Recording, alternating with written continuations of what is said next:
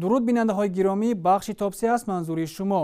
дар бахши мазкур атрофи ҳунармандон, синамогарон, коргардонҳо ва он нафароне ки дар соҳаи синемо саҳм гузоштаанд маълумот медиҳем.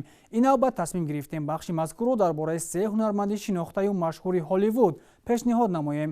ҳунарманди маъруфи Голливуд номзад ба 2 номинатсияи ҷоизаи Оскар, номзади 5 номинатсияи ҷоизаи Глобуси тиллоӣ ва барандаи ҷоизаи мусиқавии Грэмми Уилл Смит мебошад. тибқи таҳлили коршиносон, ин ҳунарманд дар сегонаи беҳтарин ҳунармандони Голливуд мавқеи сеюмро ишғол карда, дар маҷмӯъ дар зиёда аз 80 филмҳои гуногун жанр нақш офаридааст. мутаваҷҷеҳ бошед, дар идома маълумоти бештар дорем.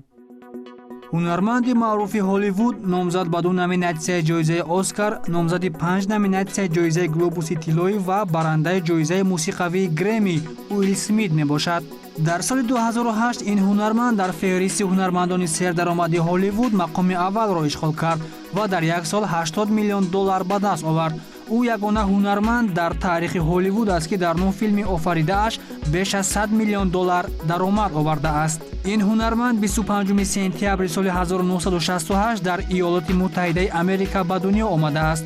фаъолияти ӯ дар соҳаи синемо ҳамчун ҳунарманд дар синни 22 солагиаш оғоз гардид. соли 1990 коргардон Шерли Дженсен тасмим гирифт ки филми силсилавиеро таҳти унвони Шоҳзода аз Беверли Хиллз таҳия намояд. коргардон дар нақши Уилл ки иҷрокунандаи нақши асосии ин филм ба ҳисоб меравад, ҳунарманди маъруф Уилл Смитро муносиб дониста ӯро ба нақши асосӣ даъват намуд. филми дигаре бо номи Писарони бадрафтор дар соли 1995 бо ҳунарнамоии Уилл Смит рӯи экранҳои синемо омад.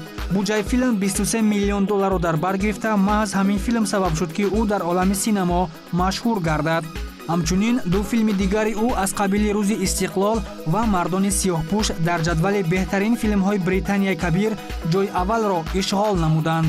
дар аввали солҳои 2000 Уилл Смит ба корҳои ҷиддитари синамогарӣ таваҷҷӯҳ кард. соли 2001 филме бо номи Али рӯи экранҳои синемо падид омад ки дар бораи саргузашти мушзани машҳури дунё Муҳаммад Али қисса мекунад.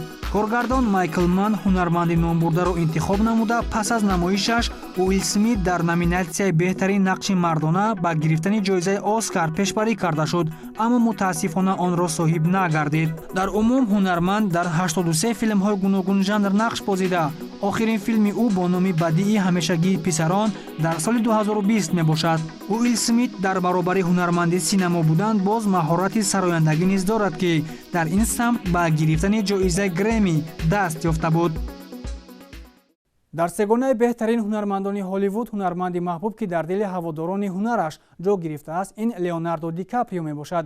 ин ҳунарманд дар сегонаи беҳтарин ҳунармандони шинохтаи Голливуд ба ҷои дуюм даст ёфтааст. ёдовар мешавем ки ӯ бештар дар филмҳои драмавӣ ва мустанаду саргузаштӣ нақш меофарад.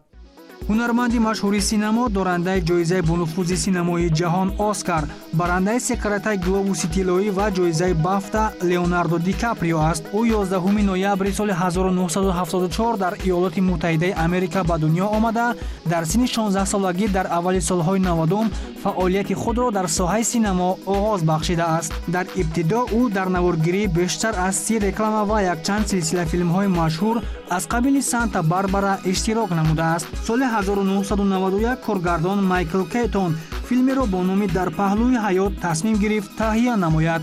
ин ба ҳунарманди 17 сола имкон дод ки дар байни садҳо довталаб нақши асосиро дар филм соҳиб шавад ва нақши офаридаи ӯ баҳои баланд гирифт. ҳамин тавр нақшҳои офаридааш диққати коргардонҳоро ҷалб мекард. соли 1995 Леонардо Ди Каприо дар наворгирии филме аз рӯи романи Ҷим Керрол, рӯзномаи баскетболбоз, иштирок варзид ки наворгирии он чандин сол тӯл мекашид. филм дар байни тамошобинон маҳбубияти зиёд пайдо кард ва дар он Леонардо нақшашро дар сатҳи баланд офарид. соли 1996 ӯ нақши Ромеоро дар филми Ромео ва Ҷулета, ки дар кори яке аз коргардонҳои шинохта Без Лурман таҳия гардидааст, иҷро намуд. ҳамин тавр баъди як сол коргардони маъруфи Голливуд Ҷеймс Кэмерон филми овозадору машҳури Титаникро таҳия намуд. дар он нақши асосиро мебоист ҳунарманди ҷавону боистеъдод бозад. ин нақш ба ҳунарманди 23 сола Леонардо Ди Каприо даст дод. ӯ дар ин солҳо шӯҳрати ҷаҳониро ба даст овард. пас аз рӯи экран омадани филми овозадори Титаник ҳаводорони синеморо дар ҳайрат гузошта, таваҷҷӯҳ ба он зиёд гардид. леонардо ди каприо барои нақшаш дар ин филм барандаи ҷоизаи глобуси тиллоӣ гардид. маҳз ҳамин нақш ӯро ба сафи ҳунарпешагони маъруфи дунё пешбарӣ карда маҳбуби тамошобинони ҷаҳон гардид. тавре коршиносон мегӯянд, баъд аз нақшофарӣ дар филми «Титаник» леонардо ди каприо нақшеро бозӣ карда натавонист, ки бо нақшаш дар филми «Титаник» баробар шавад. филми мазкур дар 14 номинатсияи «Оскар» ширкат варзида 11-тои онро ба даст овардааст. ҳамин тавр ӯ соли 2014 дар филми «Зиндамонӣ» соҳиби ҷоизаи «Оскар» гардид. охирон нақши офаридааш дар филми ҳунарии «Замоне» дар Голливуд мебошад, ки соли 2020 рӯи экрани синемо омадааст. яке аз ҳунармандони машҳури Голливуд, продюсери як қатор филмҳои диданӣ, сценарионавис, дорандаи ду каратаи ҷоизаи бонуфузи синемоии ҷаҳон «Оскар» Том Хэнкс аст. тибқи таҳлили коршиносон, ин ҳунарманд миёни дигар ҳунармандони машҳури Голливуд зинаи аввалро ишғол кардааст. ҳунарманд, продюсер, коргардон ва филмноманависи машҳур Том Хэнкс соли 1955 дар Иёлоти Муттаҳидаи Америка ба дунё омадааст. аввалин нақши ӯ дар филми ҳунарии «Ӯ танҳоиро медонад» мебошад. филмҳое, ки ба ин ҳунарманд шӯҳрати ҷаҳонӣ овардаанд, филмҳои бузург, дастаи худашон, бехоб дар Сиэтл, мактуб ба шумо, наҷоти сарбоз Райан, масири сабз, рафта, капитан Филлипс ва чанди дигар мебошанд. ин ҳунарманд дар чандин филмҳои коргардони машҳури дунё Стивен Спилберг низ нақшҳои асосиро иҷро намудааст. дар маҷмӯъ ҳунарманд Том Хэнкс 6 ҷоизаи Оскарро ба даст овардааст. соли 1995 коргардон Ҷонатан Деме филми «Филаделфияро» рӯйнавор овард. пас аз намоишаш дар кинотолорҳо филм таваҷҷӯҳи бинандаҳоро ба худ ҷалб намуд. филми мазкур дар жанри драма таҳия шуда, худи ҳамон сол дар маросими ҷоизасупории ҷоизаи «Оскар» пешниҳод шуд ва дар 5 номинатсияи ин ҷоиза ба гирифтани дутояш беҳтарин нақши мардона ва беҳтарин мусиқӣ муяссар шудааст. нақши асосиро дар филми мазкур ҳунарманд Том Хэнкс офарида буд, ки номинатсияи беҳтарин нақши мардона насиби ӯ гардид.